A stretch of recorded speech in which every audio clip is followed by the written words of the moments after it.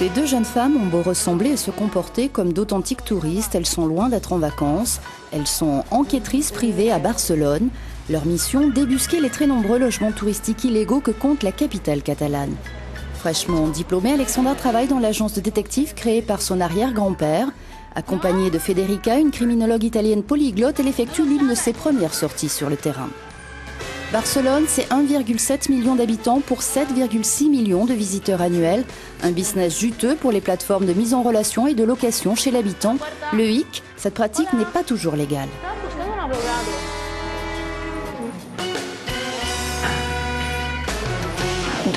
Sur cette porte, c'est écrit avocat, et ça ne correspond pas à la réalité.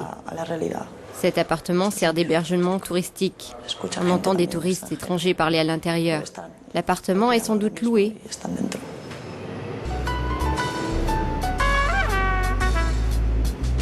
Depuis 3 ans, les appartements touristiques illégaux commencent à poser sérieusement problème. Fraude fiscale, sous-location non déclarée aux propriétaires, usurpation d'identité et faux contrats. Alexandra et son père, qui a repris l'agence, ont déjà résolu 400 affaires de ce type. La mécanique est bien huilée. Il suffit dans un premier temps de louer un appartement bon marché en toute légalité, puis de multiplier les sous-locations à la nuitée à un tarif élevé et d'encaisser la différence. Rien qu'avec un seul appartement illégal, celui qui le sous-loue peut se faire 25, 30 voire 35 000 euros par an en fonction de la surface de l'appartement, sans payer de taxes évidemment. Et c'est de l'argent non déclaré. J'ai découvert qu'une seule et même personne gérait 50 appartements illégaux. Quand elle a commencé à avoir des ennuis, elle a mis des membres de sa famille ou des petites copines comme intermédiaires pour diversifier son business louche.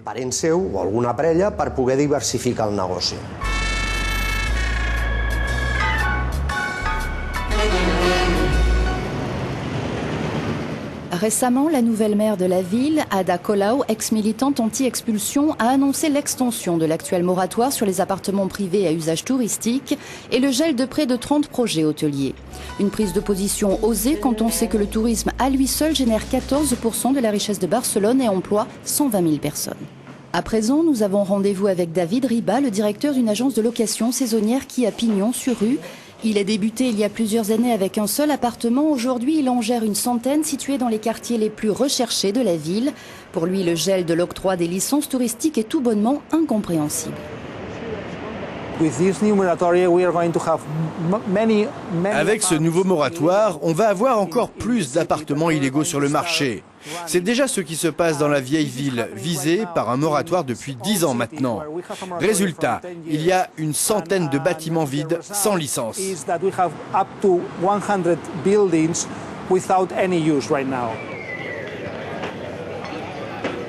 Direction la Barceloneta, c'est ici que l'été dernier des vacanciers italiens se sont amusés à se promener dans le plus simple appareil.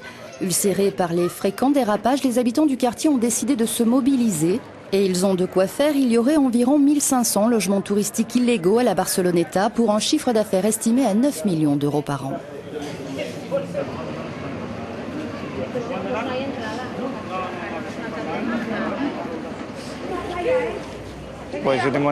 J'ai une fille de 12 ans et je n'aime pas qu'elle aille dans ce genre de magasin pour touristes où l'on vend toutes sortes d'alcool sans aucune limitation ou contrôle.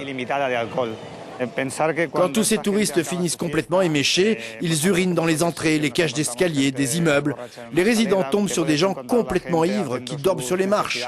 Uriner dans la rue, vomir dans les abribus. Voilà ce qui se passe.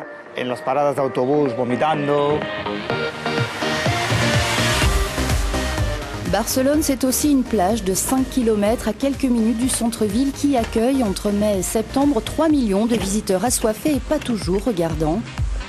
Chaque jour, les services de nettoyage ramassent 2,5 tonnes de déchets éparpillés sur le sable, des canettes et des bouteilles vides pour l'essentiel, coût de l'opération 1,4 million d'euros par an.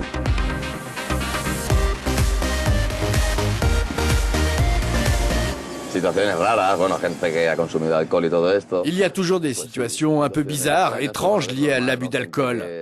Des fois, je trouve des gens qui dorment sur la plage, ils sont dévastés, explosés ou en pleurs.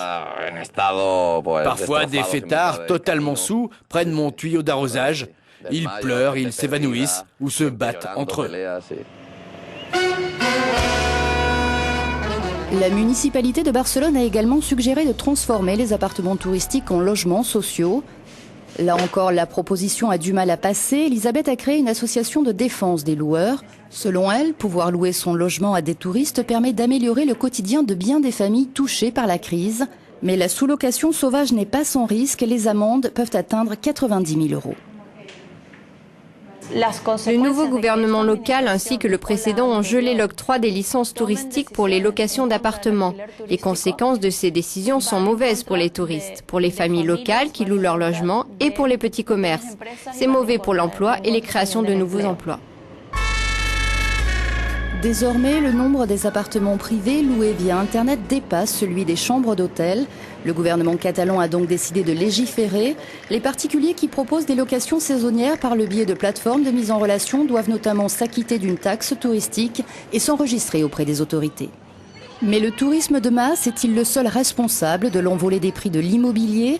Cette boutique, fondée en 1850, est sur le point de mettre la clé sous la porte. Daniel Calico a bien du mal à reconnaître son propre quartier. Ce quartier est en train de perdre son identité. Aujourd'hui, les loyers commerciaux ne sont plus encadrés, ils vont être renégociés. La situation est très difficile. Beaucoup d'entreprises du quartier vont fermer car elles n'ont plus les moyens de payer des loyers commerciaux aussi élevés. Pour un magasin de cette surface, il faut débourser 5 000 € par mois pour le loyer, contre 1 000 € avant.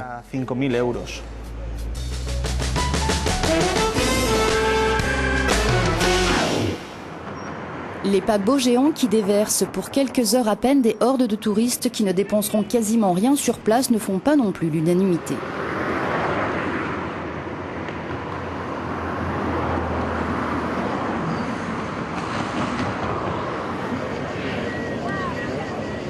Núria Cuadrado a coédité un ouvrage intitulé Le rêve de Barcelone, une ville à vivre ou à voir, et tente d'alerter sur l'un des dangers encourus par la capitale catalane, et si trop de touristes finissaient par tuer le tourisme.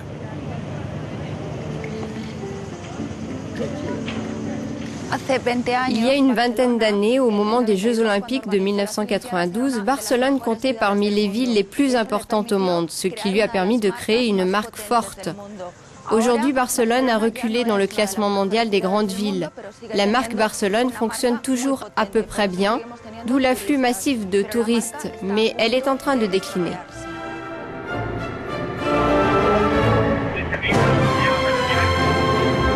Pour mettre de l'ordre dans le secteur des locations saisonnières, la Commission européenne planche elle aussi sur un projet de réglementation. Objectif, en finir avec les pratiques douteuses, notamment sur Internet, et rappeler à tous, propriétaires et locataires, leurs obligations légales. Mais cela suffira-t-il à gommer les mauvais côtés du tourisme de masse ?